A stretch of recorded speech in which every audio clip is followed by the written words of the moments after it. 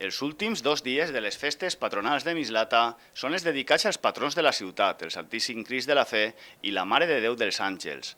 Pues hasta el momento se ha desarrollado todo con normalidad.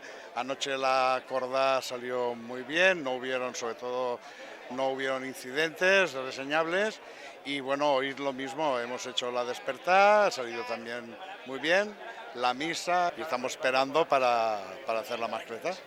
El del Crist es va celebrar el diumenge 30 d'agost i al llarg de tot el dia, la claveria que porta el nom del patró de Mislata organitzà distints actes religiosos en el seu honor, com la missa o la processó, a més d'una de les cites més arrelades de les festes, la mascleta de Gori, de la mà també de la pirotècnia valenciana.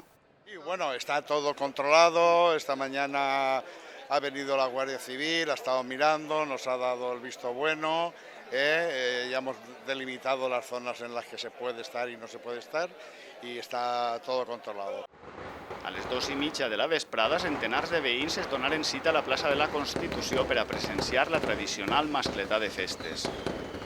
Després de molts anys, sense disparar en la plaça degut a les restriccions de les noves normatives que regulen els espectacles pirotècnics, la mascletà de Gori va tornar a la seva ubicació original, encara que en esta ocasió amb menys quilos de pólvora cantant. Tot i això, les reduïdes dimensions de la plaça i el bon ofici de Gori feren que durant uns minuts tremolara tota Mislata.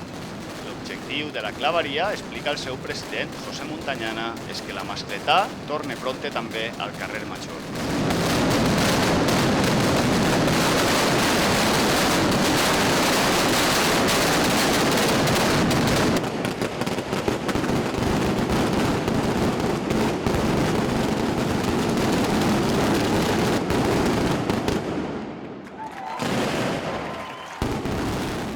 Este año, por el tema de las elecciones y todo eso, ha venido la cosa, se nos ha retrasado todo un poco.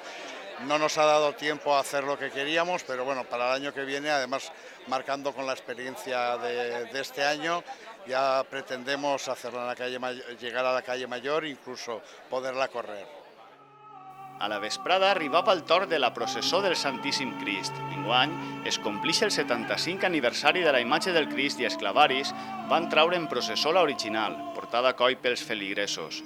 Clavaris, comissions falleres, veïns i autoritats municipals acompanyaren la imatge del patró de Mislata i la de la Mare de Déu dels Àngels en el tradicional recorregut pels carrers de la ciutat.